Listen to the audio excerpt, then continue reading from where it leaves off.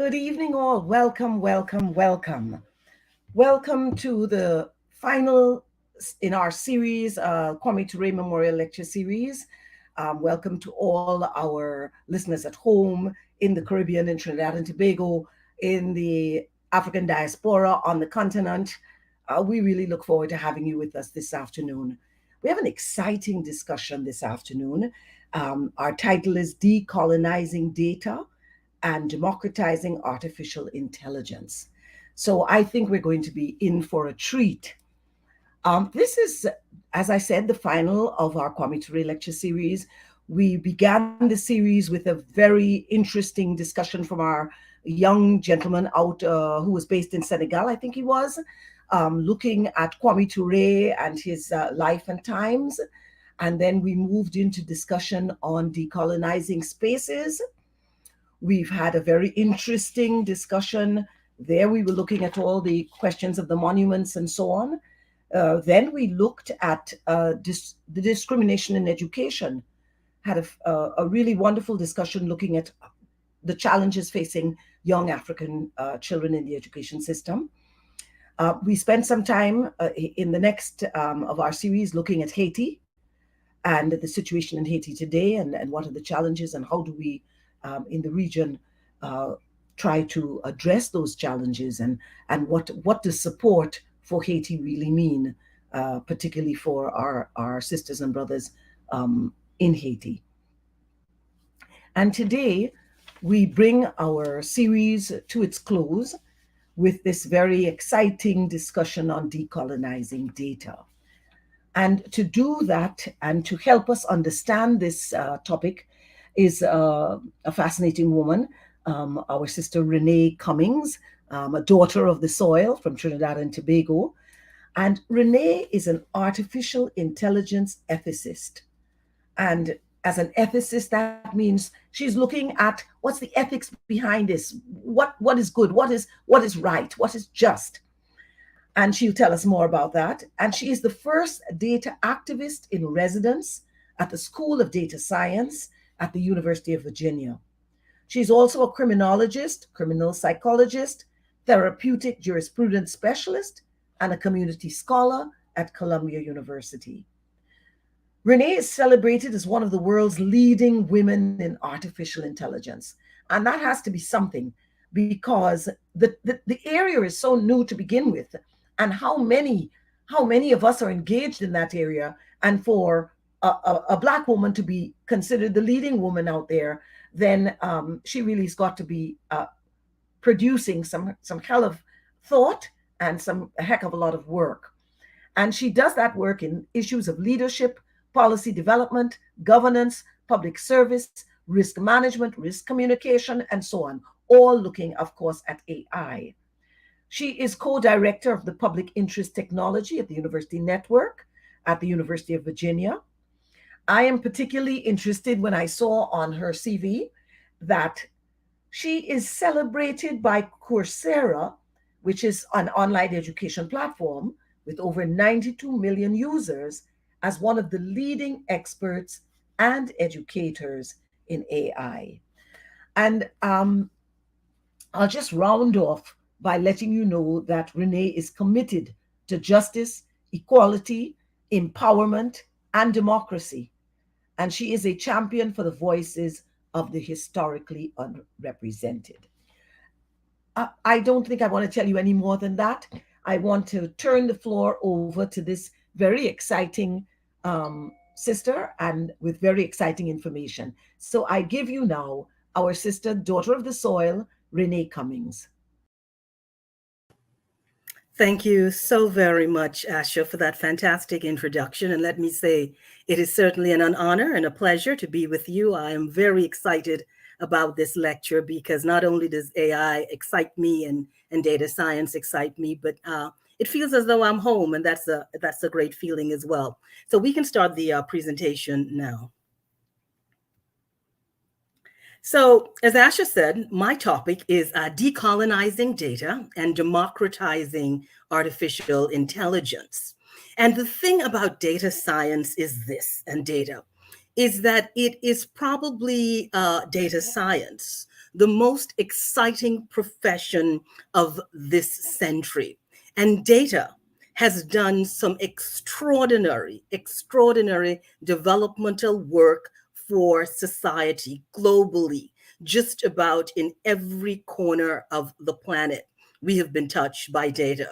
So data has the positive impacts, of course, and data is being used now to solve some of the world's greatest challenges. But where there are those positive impacts, there are also unintended consequences and new ethical questions. And that is where my work is centered. So data is power. And I know you've heard that before, because data is information, and information becomes knowledge, and knowledge gives you access, and access means you have opportunity, and opportunities means that if you are in business, you have an opportunity to redefine and reimagine the business model, making it more efficient, making it more effective, providing excellence in service delivery. And data is also about leadership. It's about having the right kind of information to make the most accurate decisions in real time. Data is also about change. If we have the data that we need, we could effect the kind of change that we want to see. And data is also about profit. And that is the number one reason why data is so powerful. So this is a little story about the social life of data. And I'm just trying to give you a bit of insight into data, the life of data, the life course and life cycle of data, and why decolonization is so critical. So what we've been seeing over the last decade is what we call the death of the survey. Because of social media, because of the fact that social media has really decreased the amount of time that we want to spend on anything, because we have gotten so accustomed to clicking and moving and searching and coming back that no one's interested in doing surveys anymore. And when it comes to doing the census, what we realized, in particular, research coming out of the US, is that it is becoming so difficult to get people to participate in the census, because we have got accustomed to clicking. And that's what they call click streams. And social media means that every image, your speech, every sentiment shared can now be monetized as well as weaponized. So we're going to talk a little bit about data for development, because that's what everyone wants to pretty much do with data. We want to develop things. So we've been hearing about digital transformation just about everywhere in the world. We are talking about how do we do digital transformation, because what we keep wanting more and more of is connectivity. But there is a cost to connectivity, and we will address the cost just a little later in this presentation. Data for development is about governance, good governance. How do we leverage data? How do we harness the power of data to write the kinds of policies that are critical to development and progress and sustainability? And of course, data is about democracy. And much of my work is situated at the intersection of data and democracy, because my focus is on due process when it comes to the ways in which we are using data, due process when it comes to the ways in which we are building algorithms, which are the lifeblood of artificial intelligence, and just due process in the ways in which we are thinking about equity and diversity and inclusion in artificial intelligence. And data for development is also about resilience, because if we have the right kind of data, we can make all our systems more resilient, from climate to smart cities, just about everything that we do. But data has this extraordinary power called a transformational power. And that transformational power has been seen and experienced in just about every sector. Communication. We're communicating now on this platform. We weren't doing all of this pre-COVID. Education. We have seen since the pandemic how much of education had to be online, and those digital educational experiences. Entertainment. If you use any kind of entertainment platform, you are using data, you are creating data, and you are creating a data profile of yourself, a data profile which becomes your data twin or your digital identity. If you use Netflix, you're already using algorithms. And I'll speak a little more about algorithms, but I just want the word to start to resonate with you. Because one of the things about Netflix, which seems to be one of the most popular entertainment platforms, is that it gives you a recommendation. So if you've watched these shows, you are going to like these shows. So that recommendation algorithm is a compilation of all the shows that you've looked at, all the things that you have pondered on, all the things that you may not have even touched, but you were focusing on it. And it's been creating that data point that says, this is what we should recommend to this individual. Healthcare. We experienced a pandemic. And one of the most critical things about that pandemic, which we are still negotiating our way out of, is the collection of data. We needed data to track and to trace and to monitor. We were doing all these PCR tests and all the antigen tests because we wanted to collect data. We were doing community healthcare, public health, in a way that we had to do it in real time because data was critical to understanding the impact of the pandemic on our global community, on our own communities, in our families, just about in any which way we were interacting. And of course, sport. Data is so critical to sport because every athlete wants to perform at their optimum. They just want to give you what is the most amount that their body can give. So we're seeing data being used in sport in ways in which we have not even really thought out just as yet. And of course, in travel. And I think the biggest data experience of these last few years was the vaccine. And the fact that we were able, because of data science and AI, to produce a vaccine pretty much in real time because of the amount of data we had to work with. So data is about predictive power.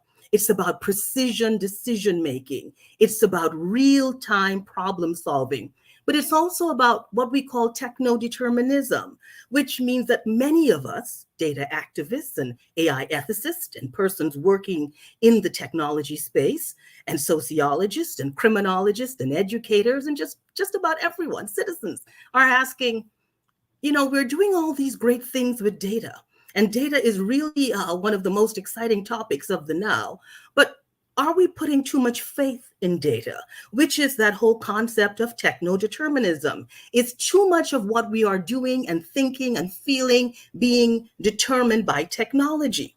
And then there's the question of what we call techno-solutionism, which is, are we becoming reliant on the fact that we believe that every challenge needs a technological solution? And that may not be the case. Some things may not even need technology to work or to be done in a particular manner or to be successful. And then there is techno-optimism, which means there are lots of people who are very optimistic that we can use new and emerging technologies built on data in very optimistic ways to advance society.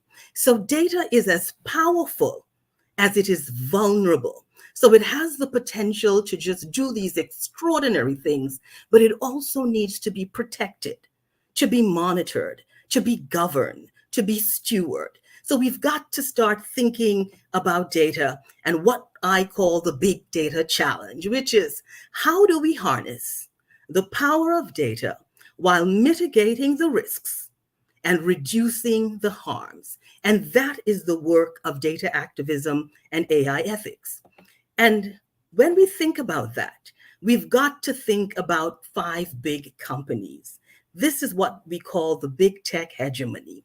Google, which we just cannot seem to do without. And Google also owns Alphabet, Amazon, Facebook, Apple, and Microsoft. When we say data is power, these 5 companies hold the power in the world today. Very powerful. And this is where they're located. So where you see the red is where you're seeing the big 5. When you see the blue, that's of course in Asia, China. And where you're seeing that little purple, that's in Europe. But Europe is the space that's actually putting out most of the legislation to regulate, to bring equity to the space, to bring an ethical approach to the ways in which we are thinking about data. So look at those companies on the right, look at where they're situated, and you know where the center of data power is, because those companies own all our data.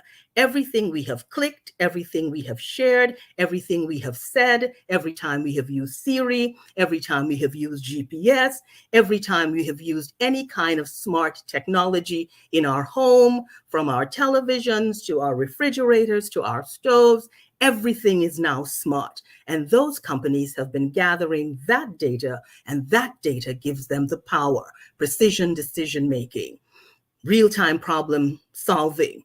They can sell that data back to governments, to organizations, to agencies. So that's where the data ownership lies.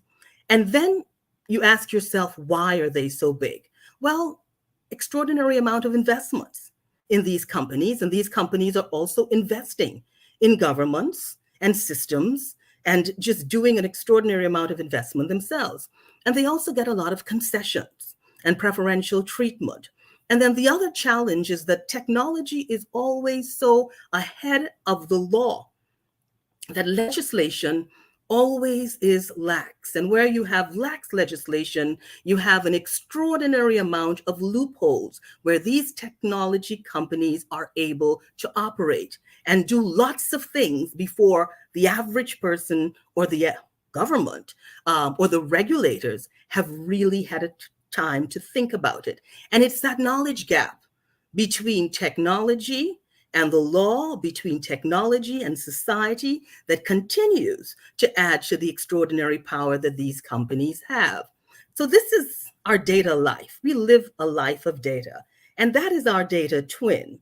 And our data twin really is, if you were to get to the back end and really see what you have clicked in the last 10 years, or what you have shared, or the things that you have Googled, or the things that you have paid attention to, or how you've used your credit card online, or things that you've signed up for, or just about any kind of digital activity you have participated in, you have created a digital twin with those data points. And why is that? Because those big actors, those 5 companies and more, collect and process our data.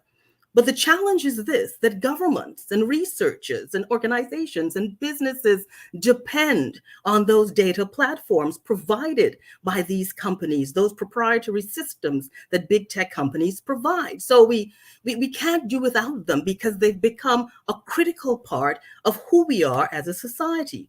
And what they have been able to achieve is an extraordinary amount of bargaining power and leveraging at the highest levels of society and in governments and just globally, because they are able to dictate that digital space, and oftentimes even able to interfere with legislation and regulators and the way things have to be done.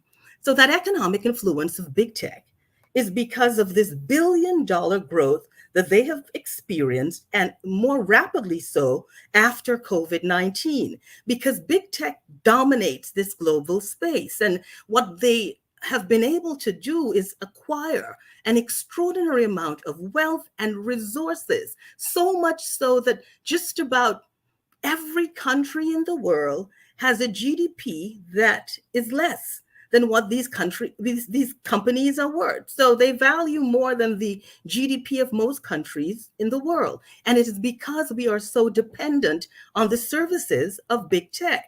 So big data has its challenges. And these are some of the most critical challenges, in that underrepresented communities, marginalized groups, vulnerable groups are often left out of big data or not accurately represented. And when it comes to big data, we talk a lot about big data, but it's not always the size of the data, but the sensitivity of the data, meaning how emotionally intelligent, is our data set? What are the things that our data set includes? who is the data set representing? Who has been left out? And some of the challenges we are now seeing because of these monopolies when it comes to data is that there has been a movement to really think about the data representing Black, Indigenous people of color. How do we improve that? How do we enhance that? How do we fix the errors in that? And the other question is raw data. It's something that we hear about a lot. But the bigger question is, how raw is raw data? And what we have been seeing is that data carries an extraordinary amount of bias. And these biases are baked into what we call historical data sets, data that has been compiled and compressed and compacted for many, many years. And what we have been seeing are racial, economic, gendered, and disability biases. We are seeing that these biases are deeply ingrained in the data sets, and they carry an extraordinary amount of cultural prejudices and structural hierarchies. And what we've also seen over the years would be the oversampling of high needs, underserved, under-resourced, marginalized, minoritized, vulnerable communities. And a perfect example would be the over-policing of particular communities, which results, of course, in data that says these communities commit more crime when they actually don't. So if you put more police power and resources in communities over and over and over again, you keep collecting data from the same communities and saying that there is more crime there when there probably could be crime in areas where the police are not looking. The other challenge would be something like a credit score. And this is very interesting because yesterday I attended an event. No, actually it was Friday. And this event was about Black culture. And the individual who had this event is a well-known actress and comedian by the name of Amanda Seales. And she speaks a lot about Black culture and the Black experience. And she had a show at the Kennedy Center in Washington, D.C., and the show was called Black Outside, Black, Smart, and Funny. And on that show, she had someone who I really like listening to on the media, young Black man by the name of Baratunde Thurston. And he's a graduate from Harvard, and you've probably seen him on MSNBC, just a lot of the talk shows. And there was this game they were playing, and the game said, if you had the opportunity to burn everything down in America and start from scratch, what would be 2 constitutional rights you think Black people should have? And he said, every Black person in America should get a good credit score and good credit, because a credit score is so critical to life in the United States. And what we have realized is that by building these credit scores on algorithms that are fed data, Black, Indigenous people of color continue to be denied the kind of credit that they should get, credit that is equitable to what is given to non-Black, Indigenous people of color. So credit scores built on data use employment history, financial records, purchasing habits. Many people don't know if you use your credit card at discount stores, it works against you. But when you think of our high needs communities or our minoritized communities, then you would see that many individuals in our underserved, high needs, marginalized, minority communities shop at discount stores. So right there, it's working against you. So they take all that data and they squeeze it into one single score that often leads to Black, Indigenous people of color being denied loans and really not being given the kind of quality of life they deserve because of things like redlining. And you would appreciate that redlining was a system that was started in the 50s and 60s and even before, where a red line was drawn on certain geographical spaces, saying that these spaces were deemed spaces that we will not invest in. And of course, those spaces were spaces for persons of color. So this is where I come in, data activist. And this image is from a recent event that I attended at the World Economic Forum's Fourth Industrial Revolution headquarters in San Francisco.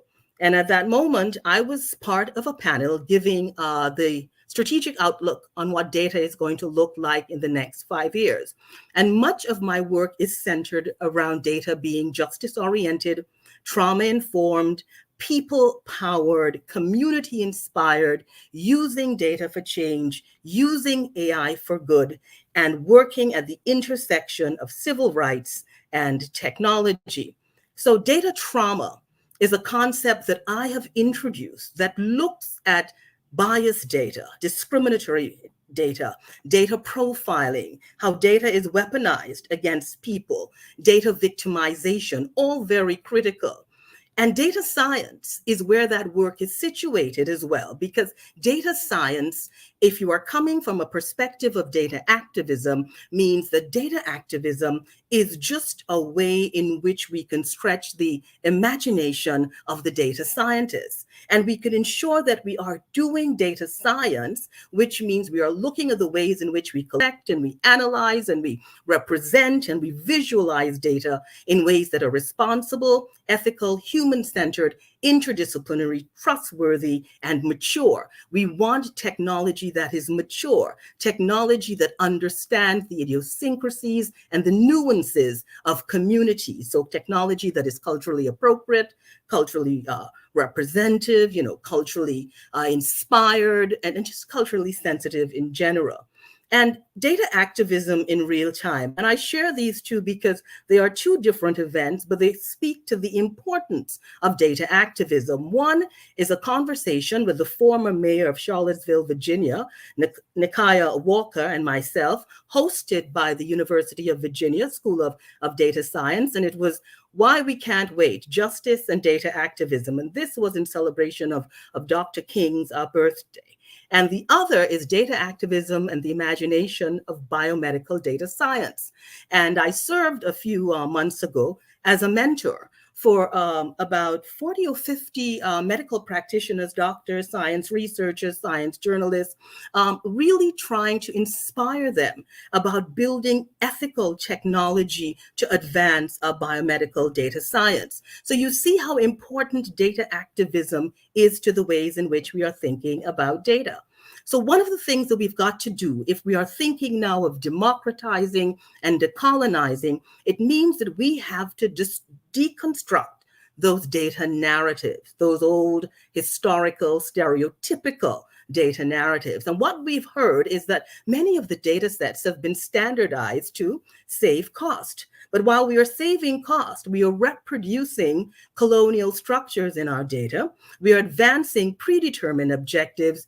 And as we have always seen with any type of technology that's being advanced or policies that are being advanced, that there's one particular group that seems always impacted and affected, and that would be our high needs communities. So data politics. And where there is data, there is power, there is governance, there is leadership, there is ownership. So there is politics. And what we are seeing with data-driven technologies is that they are reproducing and reinforcing colonial structures of inequality. And why is that? Because the ways in which we have historically and continue to collect data and to analyze it and present it and to visualize it come with a very colonial thinking about the ways in which data must speak about particular communities and groups. So this is a book that really has been instrumental to the democratization and decolonization of data, and of course, data science and artificial intelligence. And it's a book by Dr. Ruha Benjamin. And Ruha is a data activist, I would call her that, and scholar and sociologist out of Princeton University. And she and I have had several conversations, actually at the University of Virginia, where we have done events just like this, having discussion around diversity, equity, and inclusion in AI. And she speaks about how technology engineers inequality. She also speaks about the fact that when we are designing technology, it seems that the default design position always ends up to be bias and discrimination. And she also speaks about something which is very powerful, technological benevolence, which means that sometimes we're designing technology and we're saying that we're doing this for the benefit of communities. And are we really benefiting those communities? And she also speaks about how we need to reimagine justice. And that is very powerful. So in a nutshell, what she says is this: data discriminates, and that's the reality. Data reflects those widespread biases that persist in society. Data also reflects those pre-existing patterns of exclusion and inequality, because there's this unthinking over-reliance on data as well, a belief that data somehow is neutral. Data is math, data is numbers. There is no value to data. There is no, we hear these things. And what we're realizing, that data is not objective, because historically disadvantaged and vulnerable groups are unable and have been unable to participate fully in society because of decisions we have made with data. So she speaks of the DATAFICATION of injustice. And she's saying this, and she's asking a critical question.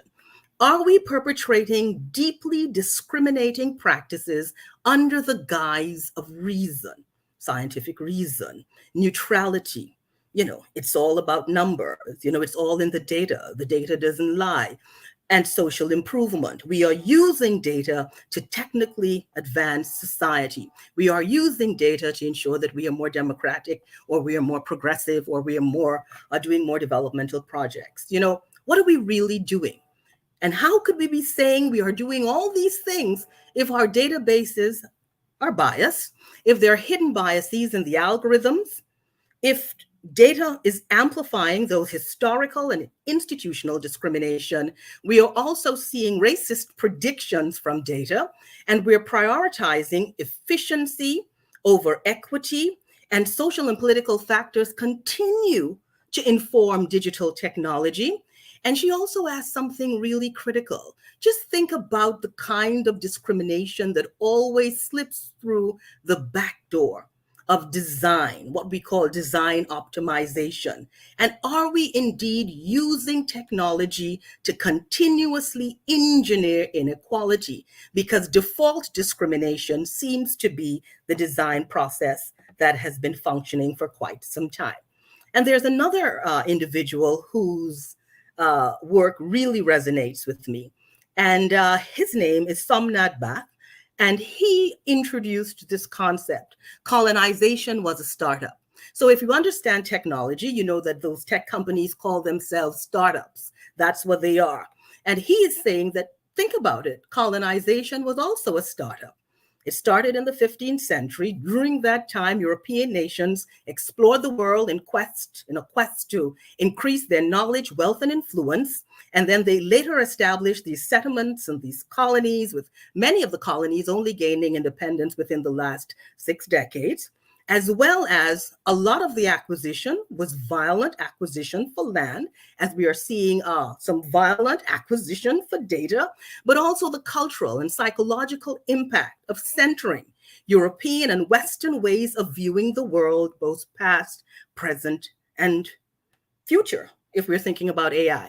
And that's what we're seeing with data science, those European Western ways of thinking, leading the ways in which we are thinking about data, collecting it, analyzing it, representing it, visualizing. And what he's also saying within that colonization was a startup is that it shaped the realities of many of the international development that has happened, and it created what we call the global north and the global south. And the thing that we're seeing most with data science and artificial intelligence is a widening gap between what's considered the global north, and you saw those countries in the red, and what's considered the global south. Now, if you look below, you've noticed there were no data power brokers anywhere in really the global south.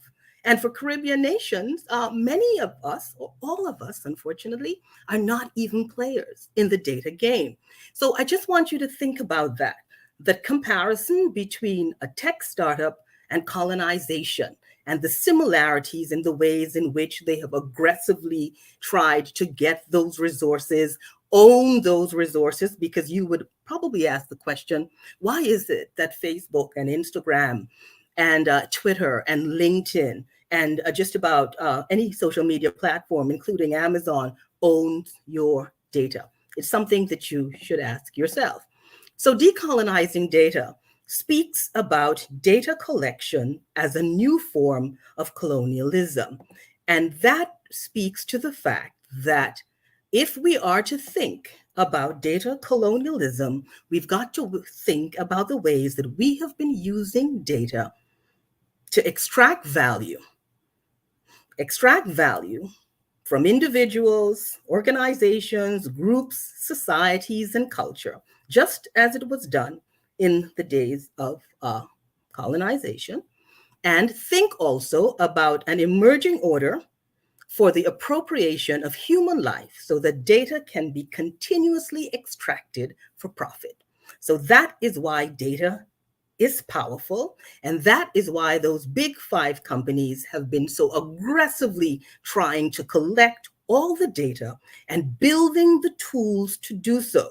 The thing is that the things that they are building are things that we need, but at the same time, we are not having a really solid appreciation for how much we may be giving up to get those kinds of conveniences technology continues to provide. So when we're thinking about why we need to decolonize data, it is for those said reasons, because governments and non-governmental organizations and corporations now have ownership and the ability to privatize our data. The things that we produce, those data points, they now own it.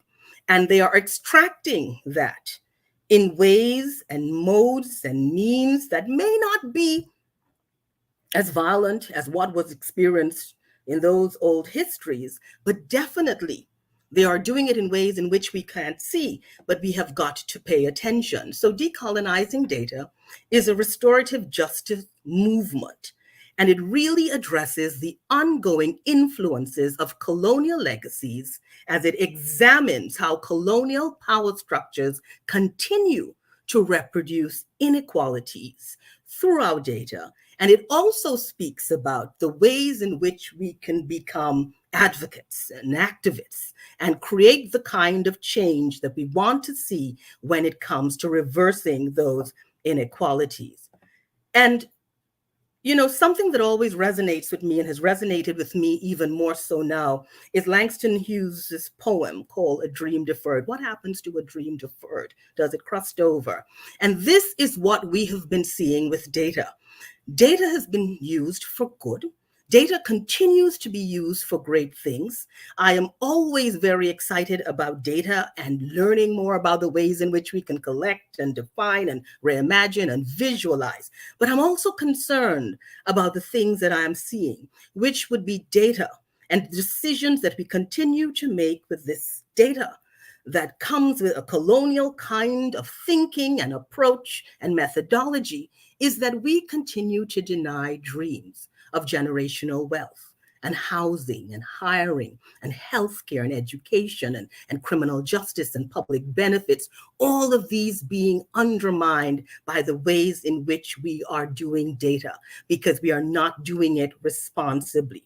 And our data future, we all have data futures. Now we dream data. We dream these digitized data futures. And what data forces us to do, and this is the great thing about data, it forces us to see things. The sad thing is that many of the things we are seeing, we don't know how to deal with all of them. And we are seeing these challenges that are really, really critical for us to deal with. So it's about breaking barriers. Data is breaking barriers and creating, in many ways, a lot of equitable experiences. But it's also erecting barriers. And those are the things that we've also got to think about. And those would be the long-term impacts of data on society. And this is where we move into artificial intelligence. So you see the power of data and why we need to decolonize it. Now we're thinking about AI.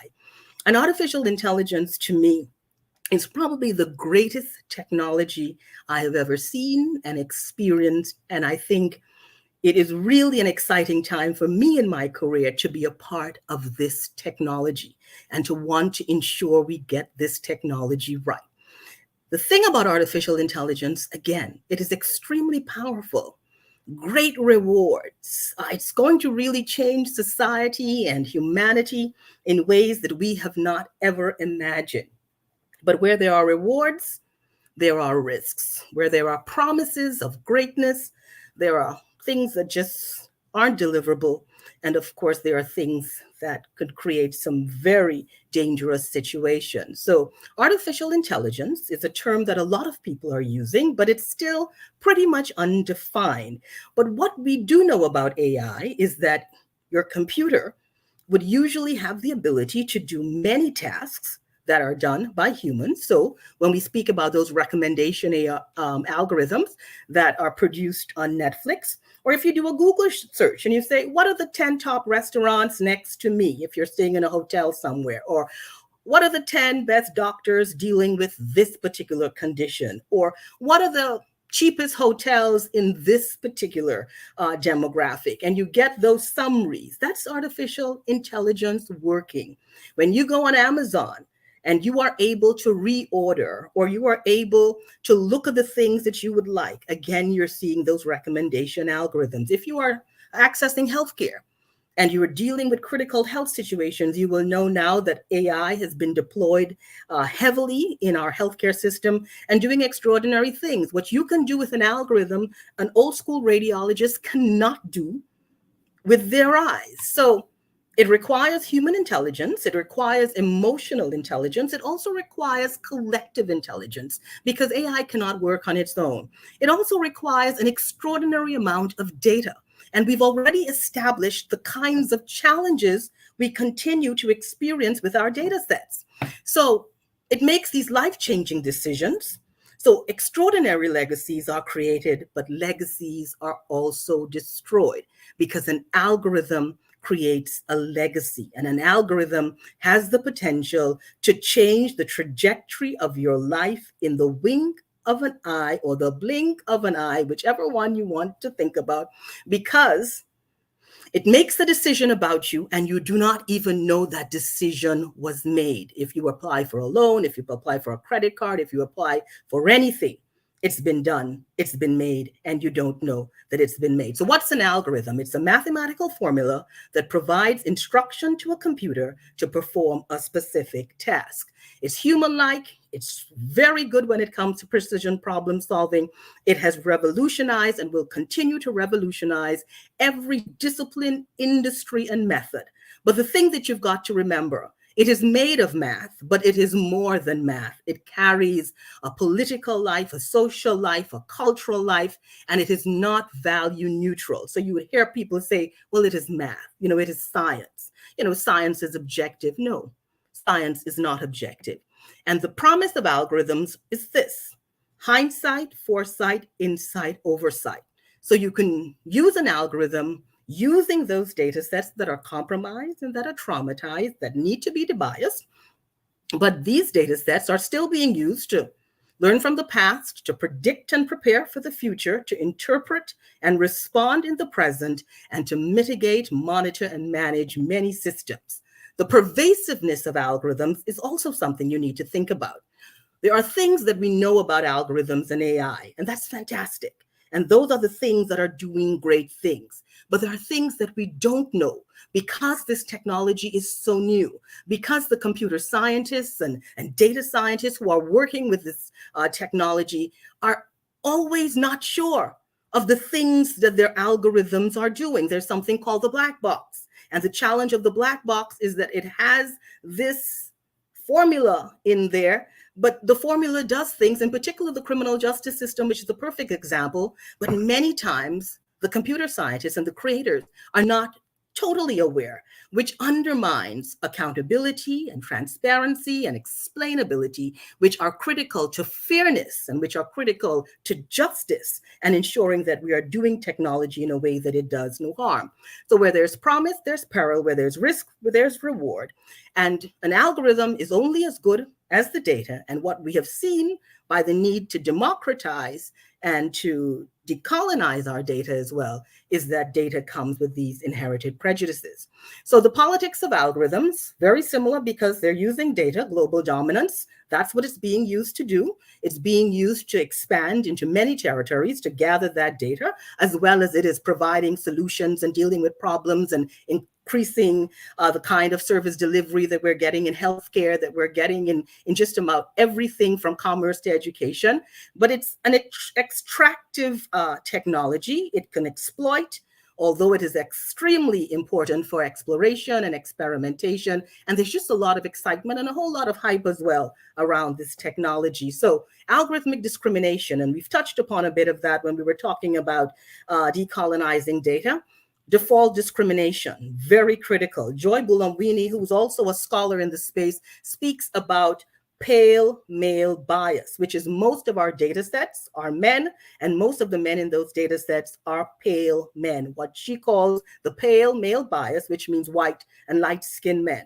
Timnit Gebru, she is another scholar in the space, and she speaks about systemic racism as well in our algorithms and, of course, in AI. And Dr. Sophia Noble, again, she speaks about structural oppression, the fact that when we Google things like Black woman, we see things that may not be complementary, as opposed to when we Google white woman, or if we Google Asian woman, we often see very sexualized image. One of the most recent Google searches was professional hair. And when it was Googled, of course, professional hair was white hair. Deborah Raji, who also is in the space, she speaks about these inherited fables that are now in our data sets, those stereotypes. And of course, Kathy O'Neill, who is considered one of the most critical thinkers in the space, and she produced a book I think everyone should read called Weapons of Math Destruction. And Kathy O'Neill is actually a visiting scholar at the School of Data Science at the University of Virginia, and now one of my colleagues. So that is well a great honor. So this pale male bias, 77.4% of subjects in a mainstream data set are male, up to 94.6% are lighter skin, which means this is very dysfunctional and it's very dangerous for dark-skinned individuals when it comes to the ways in which we are thinking about technology and the things that we are designing. So algorithms have the power to disempower, so they can alienate, they can exclude, they can marginalize, they can undermine, and they compromise. They can also disenfranchise. When we think about our civil rights, our civil liberties, our constitutional rights, our human rights, the social contract, our AI Bill of Rights. So the question is this: how can we maximize the impact of algorithms while mitigating those adverse effects?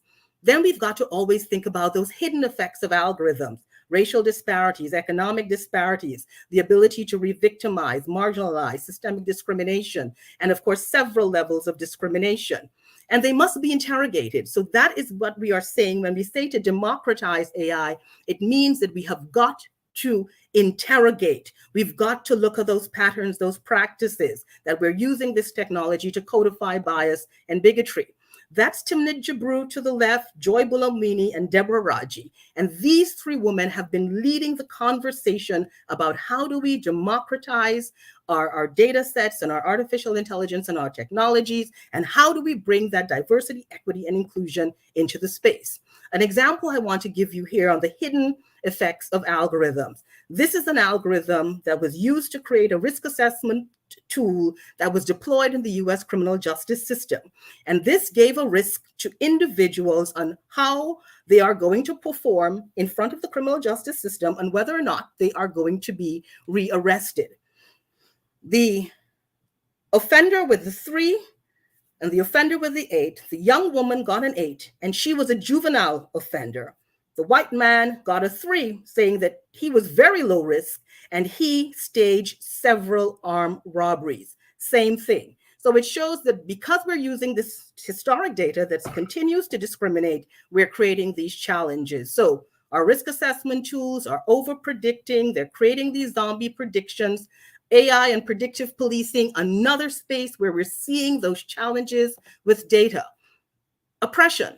Our data sets are becoming very oppressive and creating these oppressive algorithms when we think of financial history and education and unemployment and neighborhood. These are the proxies that slip into our data sets, and these are the proxies that discriminate.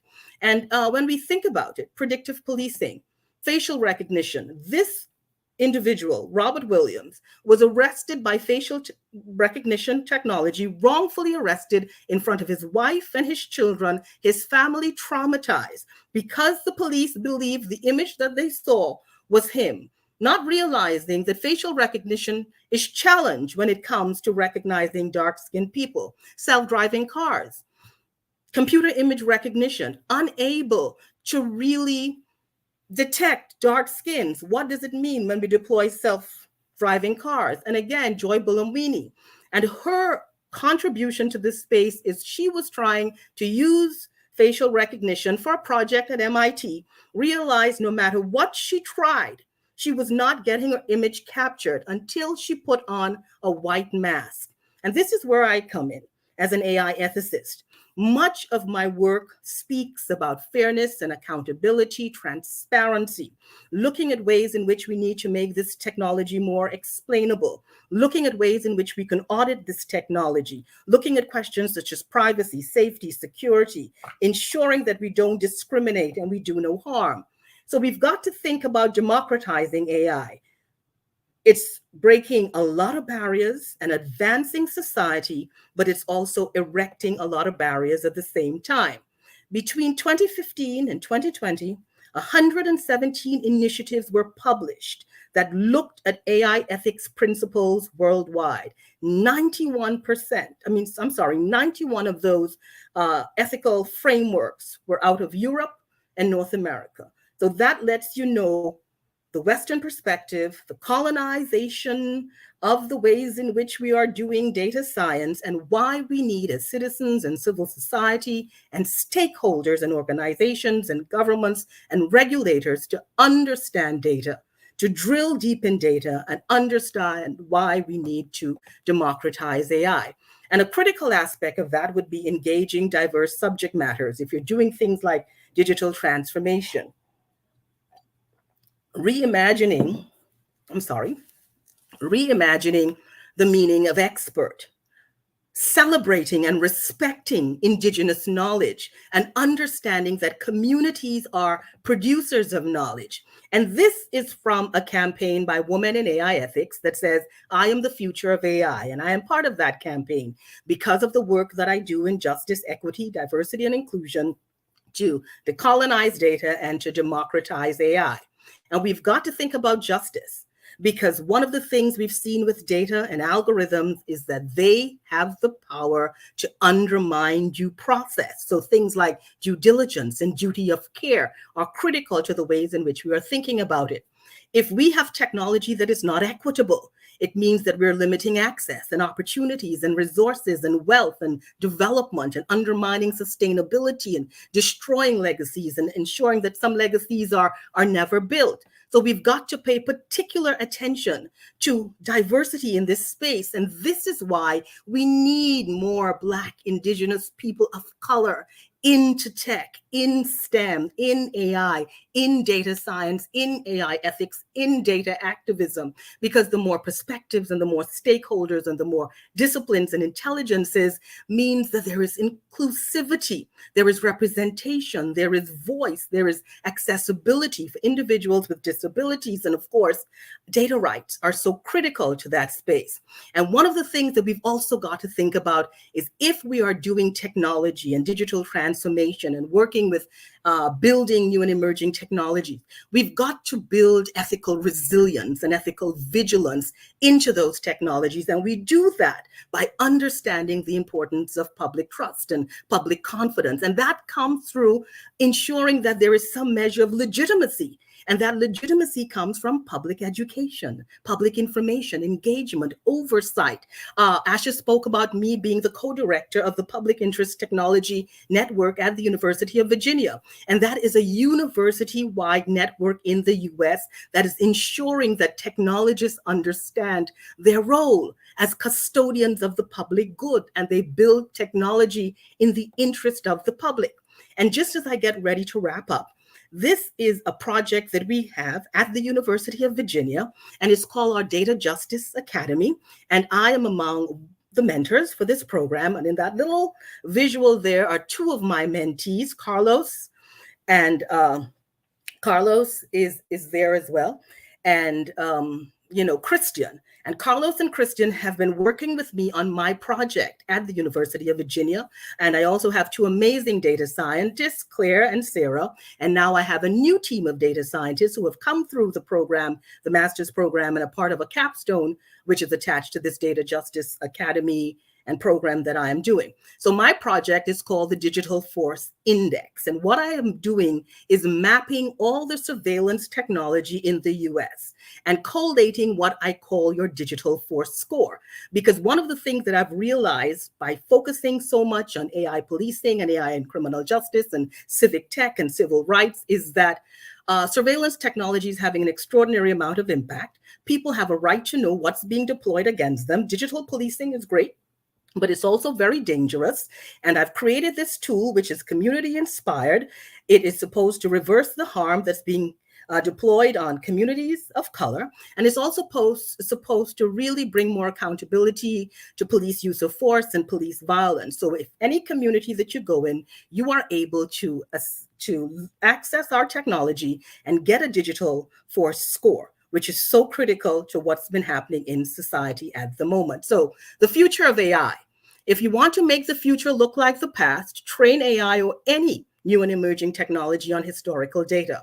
And some of the responses we have had in the space to the democratization and the decolonization would be algorithmic affirmative action, algorithmic reparations, and a concept that I have introduced, which is gaining an extraordinary amount of popularity among academics in the data activism and AI ethics and just AI space, is trauma-informed AI. And what we've got to do, if we decolonize and we democratize, it means we are demystifying this concept of AI and technology as math and bringing into the space the understanding that these technologies need interdisciplinary thinking to work with them. So now data science is being combined and collaborated and cross-connected with just about every other discipline. So if we demystify, we decolonize, and we democratize, we're okay now. So now we could design and we can develop and we can deploy ethical AI. And we have that critical understanding of our data sets, what they are missing, what need to be corrected, what we may need to reinvent. And if we apply what we call the JEDI principle, justice, equity, diversity, and inclusion to everything we are doing in the space of data, AI, and new and emerging technology, then we have an extraordinary opportunity to get AI right. I thank you.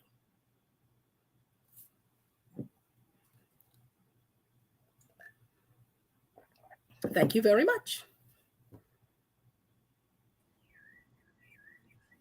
Wow.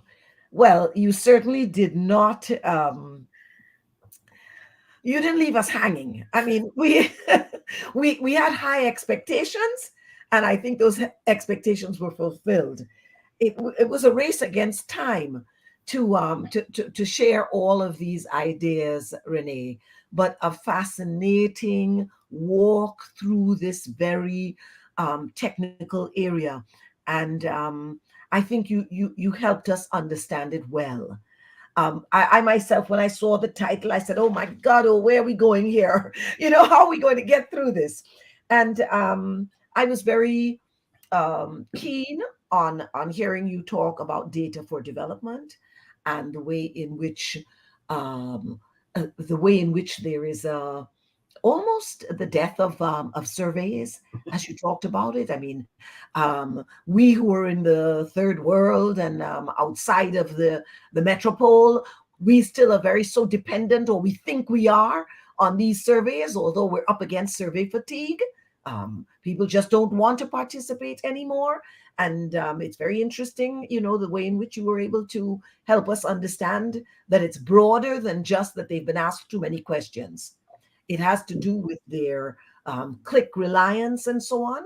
But the question is, if we are, as we are part of this wider process, but yet we don't control the data, how are we going to understand our own populations so that we can make informed decisions about their welfare and their well-being when we don't have access to the data? And as you said, data is leadership. And, we've spent a lot of time in spaces that I've been in trying to help policymakers understand that they need to have the data to be able to make informed decisions. But we are really in a hell of a catch-up game here. I don't want to I don't want to occupy too much of the time, because I'm sure there have been many there are going to be many questions. So let me see what we've got here. We've got a question here that says, why are we continuing to use historical data when the up-to-date data is available? People, I think there's a questioner out there that wants to understand, why are we using historical data? You mentioned about the use of the algorithm and what it's built on. So maybe you can just explain that a little further for the listener. Thank you so much. So the data is out there because it's happening in real time, but it's not being gathered in a way in which it could be analyzed in real time. So I spoke about cost-saving standardization, in that many times companies share and they sell data sets, and many of those data sets come with those historic biases. Now, there have been some data scientists who've been trying to create algorithms to de-bias the algorithms, but that has not proven to be highly successful, because what we're realizing, it's just not the collecting of the data, but it's who owns the data once it's collected, who's doing the collecting, what is the thinking of those individuals who are collecting, what is the structure and the methodology that they're using. When it comes to the analysis, what is their thinking? And if you are collecting that data in the United States, there is a particular kind of thinking around Black, Brown, Indigenous people of color. So some of the things we have seen, let's say in our police data, we would appreciate that in the United States, the slave patrols eventually morphed into the police patrols. So if we are trying to collect data, let's say in the United States again, we know about the history of colonization, we know about the history of enslavement, we know about Reconstruction and Jim Crow and civil rights, and we also know about the 3/5 clause, which means a Black person was considered 3/5 of a white person. So if that is the calculation that we started with, do you think we will ever get our data up to speed? So it is that philosophy that still exists in the analysis and visualization. So while we're clicking and we're sharing, and yes, the data is there in real time and it's being collated, it's still being compressed with that colonial thinking. And this is why AI ethics and data activism is so critical in the space right now, because we have got to stretch the imagination. We've also got to appreciate the Black, Brown, Indigenous people of color are underrepresented in STEM, underrepresented in technology, are not getting the kind of funding that's required to bring the kinds of startups to deal with these challenges. So there are many challenges out there, but I think internationally we are recognizing these things. So I would say one of the greatest exports from Europe to tech would be the GDPR, the General Data Protection Regulation, that looks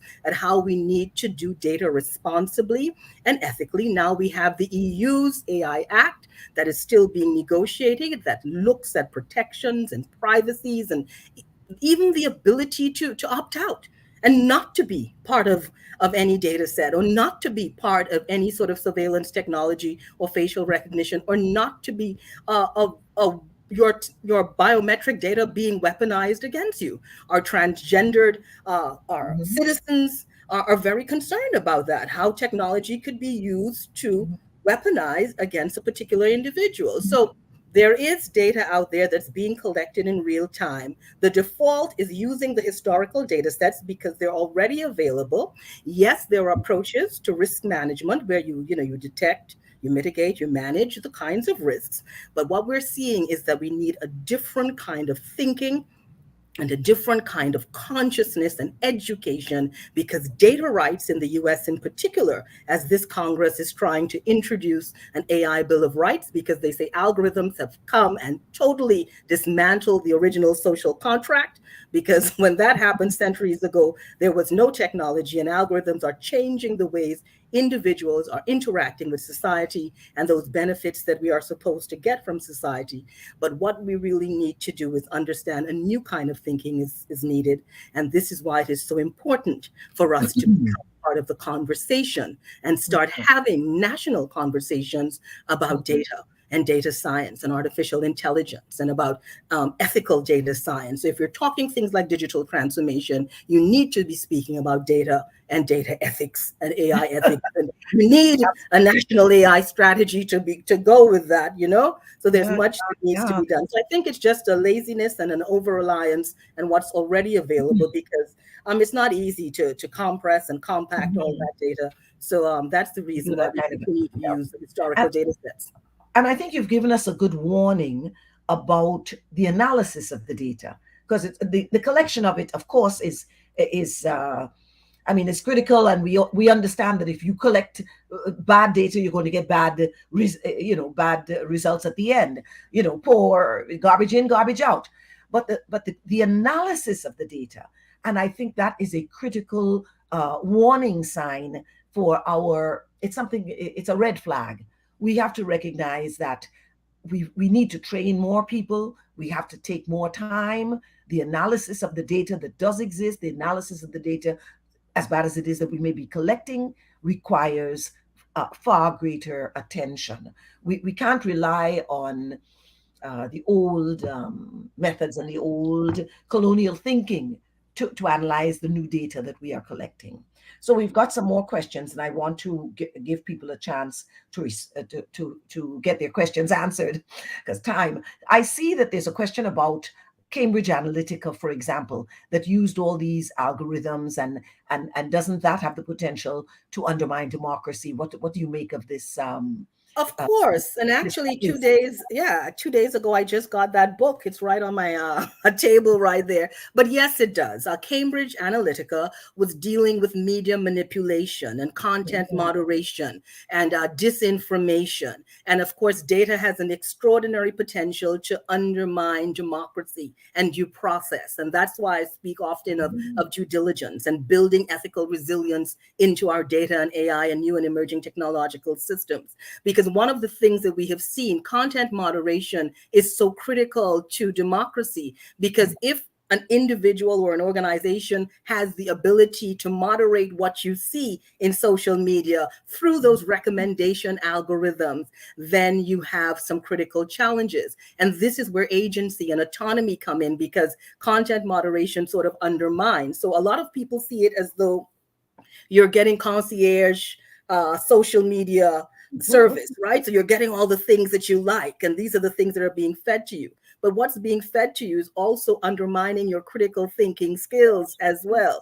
And people are not paying attention to that. So data has the extraordinary potential to undermine democracy. And at the beginning of my presentation, I spoke about the fact that that's the intersection where I exist, data and democracy, because it's also about precision decision-making and decision-making accuracy. So if you're not using the right kind of data, or data that carries the kinds of biases and stereotypes and discriminatory kinds of practices, then the decisions that you're making at a policy level, at a democracy level, at an election level, these things are going to undermine the process. So data is so critical, and data accuracy and the ability to audit data and to do those impact assessments on algorithms are so critical to upholding our democratic rights, because here in the US, we've realized that these algorithms have the ability to undermine due process and civil liberties and civil rights. Because think of surveillance technology. If you are being tracked and traced and terrorized and traumatized, if your image is being captured, it means freedom of expression, freedom to gather, free them to be in a group, free them to just be where you want to be, freedom to be left alone. All of these things are now being undermined by an algorithm. So it's a critical question. And yes, it really is a crucial aspect to the ways in which we are thinking about democracy and disinformation and propaganda. Okay, I've got another question here. They're burning questions on my phone, huh? So I have to take some of them. So here we've got a question that says, what are the most expeditious ways you would recommend for non-tech professionals to engage in data science within and outside of the academic environment? Excellent question. So as I said, what we're seeing in data science is it can't stand alone. So data science and criminology, criminal justice, psychology, neuropsychology, every field on data science is now together because every field is using data. Yeah. So the fact that you are in any field, it means you're already exposed to data. So you are already interacting. And if you're using social media, as I said, you're also interacting. So what you need to start to do now is upskill yourself in real time on, the great things. Now, as I said, I think I'm in love with data science and artificial intelligence because it is so exciting and every day it is something new. And it really is stretching my own imagination of the things that we can create and the things that we want to deploy. At present, I'm working in a space that's looking at introducing virtual reality as a form of immersive justice for violent offenders. So there's so much we can do with it. So the first thing is have no fear. Decide where you want to go and what you want to engage in and just get the information. I mean, it's always good to do some basic data science kinds of lectures. And as you said on Coursera, I do provide many of them, but there are many that are being provided for free. If you look across the EU, you would see there are several universities in Europe, in the United States, that offer AI, data science, AI ethics, and data activism online courses for free that you can access, and you can just engage in the information and start to see where in the space you would want to really move forward from. Great, great. I hope all those young people who have gotten excited by all that you've presented will take that advice and begin to research where they can find courses that are free and those that they may have to pay for, that they save their money and do so. I have another question burning on my phone. How do you reconcile democratization with ending the hegemony by Google, Zuckerberg, etc., if countries shut down the internet or social media platforms, especially in the run-up to national elections or national protests? So we've seen cases in Africa, including Uganda, Nigeria. How do the masses deal with these challenges to bring about true democracy? So just the question is saying... Yeah, how do we reconcile democratization when in fact these large corporations are already controlling your data, and then to compound the problem, when there may be elections taking place in countries in the South, sometimes they shut down these right. So definitely. So this is why leadership is so critical and governance is so critical. And one of the things that we've realized across the world is that many of our leaders and policymakers don't really understand data science and AI and new and emerging technologies because it is still so new. So you have policymakers and you have government leaders and you have other leaders and other executives making decisions and not really understanding what's happening when it comes to data science and data activism and things like AI ethics. What is critical is that we've seen several cases, but what we've also understand is that in many of these societies, individuals use the data to impact and to create the kinds of political change that they want as well. So you have that power. The thing is this: these companies are so big, these companies are so advanced, these companies continue to expand. We need these companies. If the internet shuts down for 5 minutes, people are going crazy in their home. Yeah, right? yeah. If people don't have access to technology, if people go on their phone and realize, WhatsApp is not working, people are Mhm. tripping. They are all on social media. This Facebook is down. People. It's like insanity, because Mhm. that is how entrenched technology is Yeah, in our lives. If we didn't have technology, how would we have survived that pandemic? When we yeah. couldn't travel, when we couldn't engage, we When saw what children happened. couldn't, yeah, when children couldn't get to school. I mean, we saw what happened. Exactly. In this. So it's so much part of our life. So it's difficult to reconcile it in its fullest. But what we can do is educate ourselves, because that education is also very powerful. And that education brings an extraordinary amount of knowledge. And also appreciate that you are a producer of data. So you are a producer of knowledge. And I think what we've got to understand is the power that we hold. I say we are all data activists, because Mhm. all our data is being monetized and weaponized. So we're all data activists. We've Yeah. just got to understand and start to make these demands of our leaders. And Mhm. that's what's happening, that gap between, knowledge and policy, and knowledge and what's being deployed is so critical. So that's a fantastic question. It doesn't really have an answer. The Yeah. only answer is education is knowledge, and education is power. And if you have an opportunity to stand up and say something, Yes. use that Yes. opportunity to ensure that data is used responsibly, because that is what is so important. And technology is done responsibly and ethically as well. Yeah. I'm looking at this, the North-South divide, or the divide between those countries that have and the rest of us that don't have, and the manipulation of the data. It's quite. You can understand how sometimes people become so. What shall I say? The conspiracy theories just run wild, because it can be quite daunting when it comes to us controlling, or even managing the information that is being produced in our own spaces for our own development. And the challenge of development seems to me, and you can say, let me know if it's wrong, but it would seem to me that the challenge of development in this moment, when technology is being used, and the data about us is outside of our control. It's like the question you raised about decolonization, and this new colonial space, so to speak.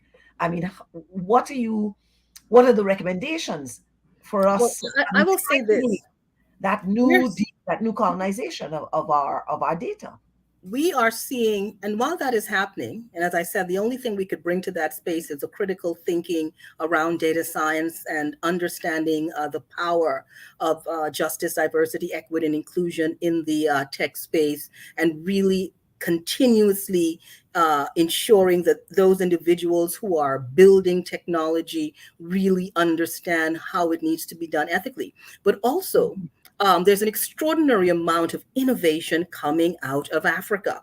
Some of our greatest tech innovators and thinkers are coming out of Africa. We're seeing great work coming out of India as well. So there are different places where the conversation has already happened. So in India and in Africa, and you would find in Australia, just all over, they're talking about decolonization. Any space that has been colonized should be speaking about Yeah. decolonization of the data.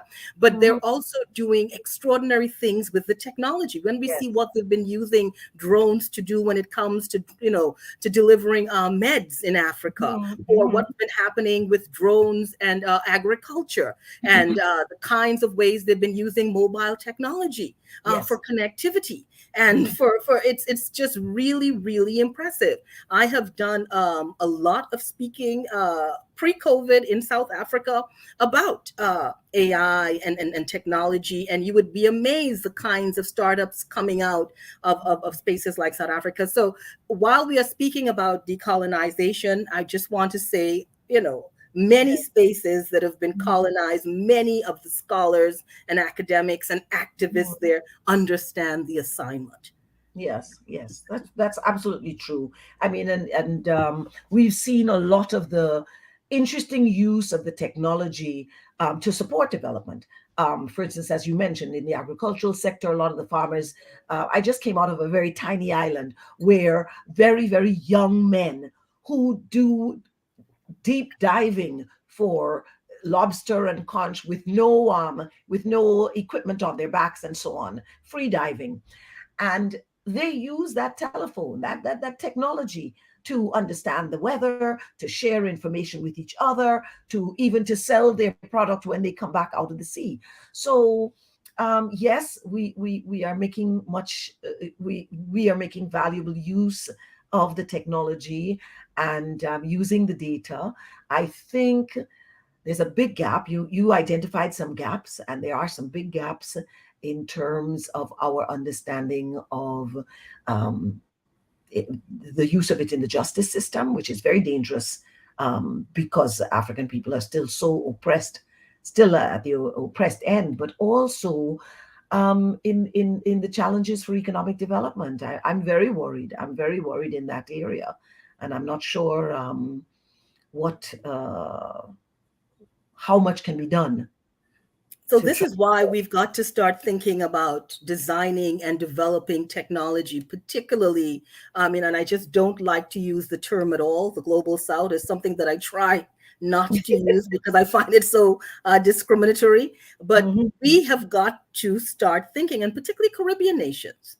We are not producing, we are not developing, we are not really designing.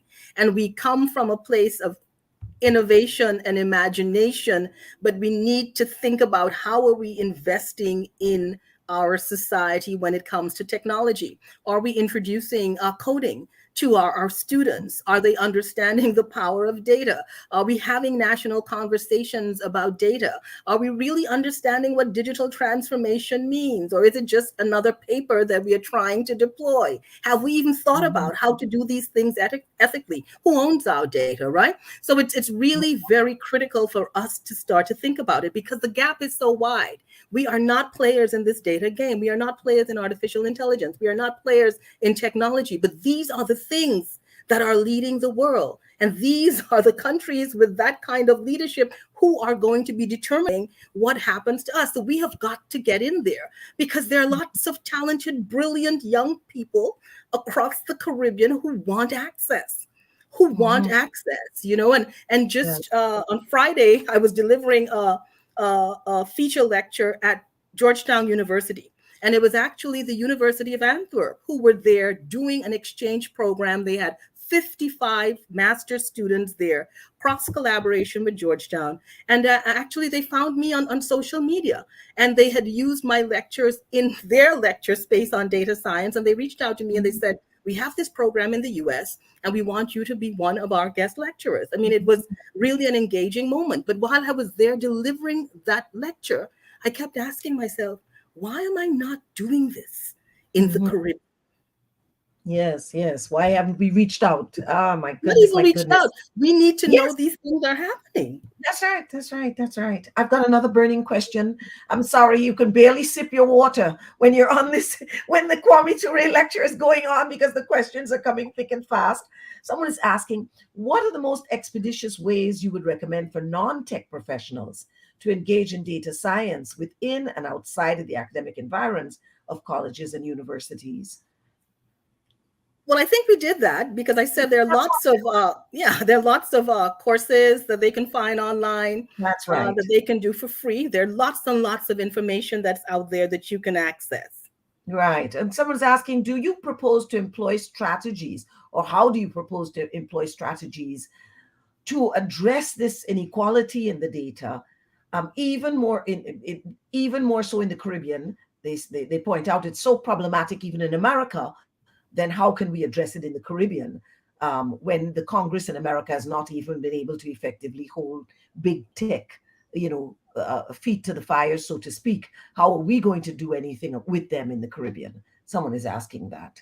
Well, definitely. So what we're seeing in the US now, yes, those are the challenges, but we've also seen Congress upskilling in real time when it comes to data science and artificial intelligence. We're also seeing Congress having many conversations with AI ethicists and data activists. We also see Congress understanding that justice, equity, diversity, and inclusion are critical to the data science space, and understanding that data rights are the civil rights issues of this moment. So this is why this Congress is trying to introduce an AI Bill of Rights that looks at what are your rights, because we are realizing that an algorithm has the opportunity to undermine that Declaration of Independence. And it really has become a civil rights issue. And that's why, you know, when I was thinking about this lecture and thinking about the Most Honorable Kwame Ture and the work that he did with radical thinking and around civil rights and around equity and around Pan-Africanism and just around raising consciousness around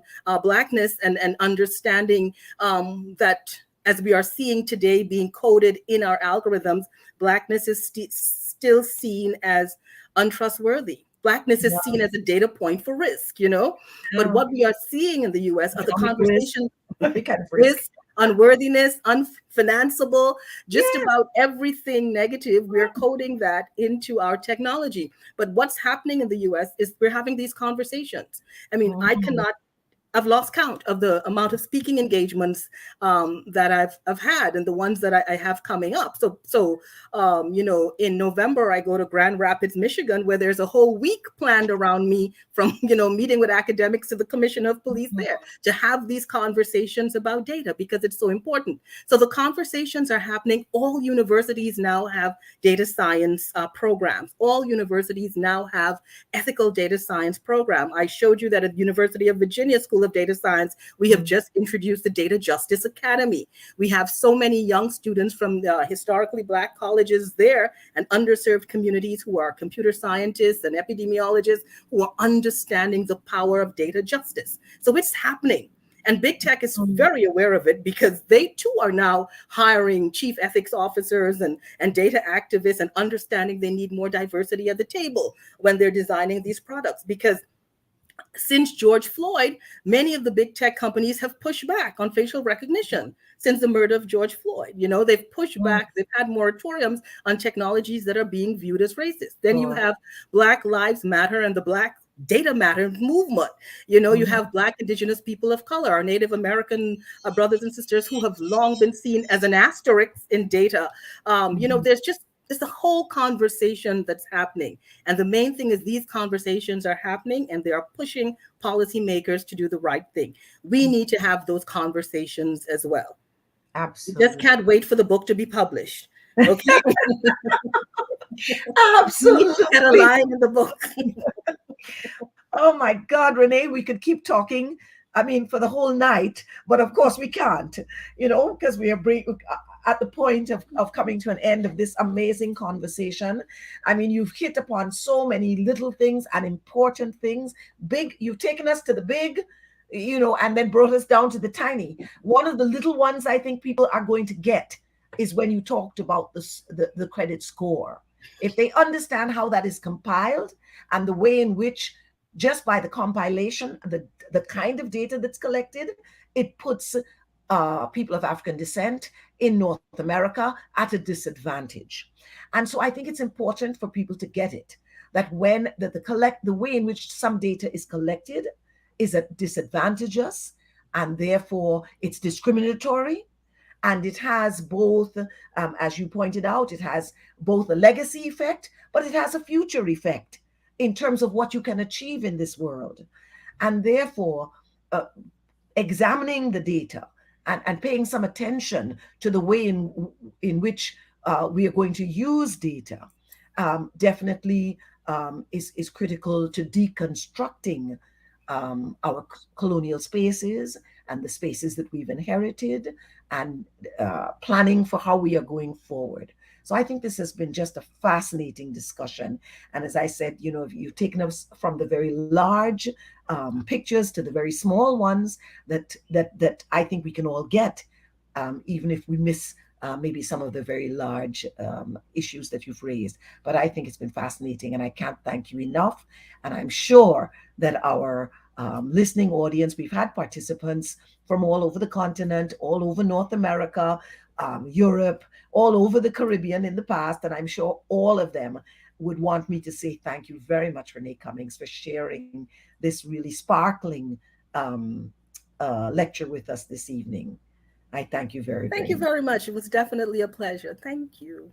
Okay, and I think we can say goodbye to all, and we wish, of course, for those of us who to follow the rest of the emancipation celebrations, which really get off the ground on Friday morning at 10 a.m. We open the Emancipation Village. We look forward to seeing everyone. We've been disconnected. We've not been seeing each other face to face for the last 2 years, but we're going to see everybody this weekend when we open the village, and it's going to be wonderful.